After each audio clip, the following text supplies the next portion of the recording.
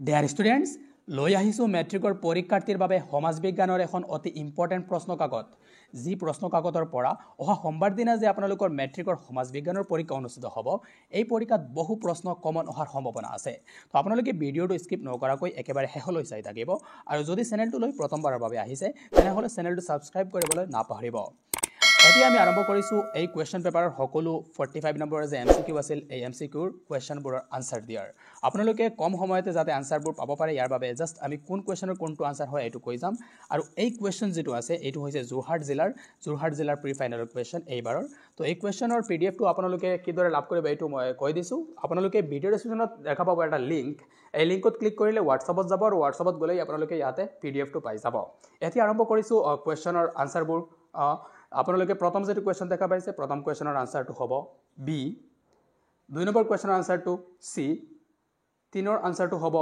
B 4 নম্বৰ কোৱেশ্চনৰ আনসাৰ বি 5 নম্বৰ কোৱেশ্চনৰ আনসাৰ বি কোৱেশ্চন 6 ৰ আনসাৰ এ কোৱেশ্চন 7 ৰ আনসাৰ সি কোৱেশ্চন 8 ৰ আনসাৰ সি কোৱেশ্চন 9 ৰ আনসাৰ এ কোৱেশ্চন 10 ৰ আনসাৰ সি কোৱেশ্চন 11 ৰ আনসাৰ ডি কোৱেশ্চন 12 ৰ আনসাৰ এ কোৱেশ্চন 13 ৰ answer C Question 14 or answer D.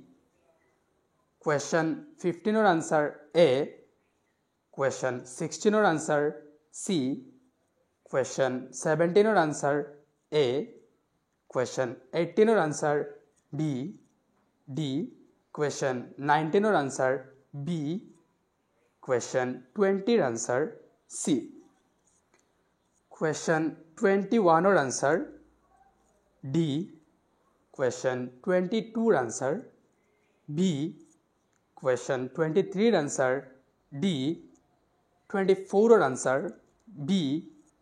25 answer A. 26 answer A. 27 answer D.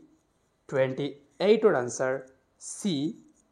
29 answer C. 30 answer C. 31 or answer A, 32 answer C, 33 answer C, 34 answer A,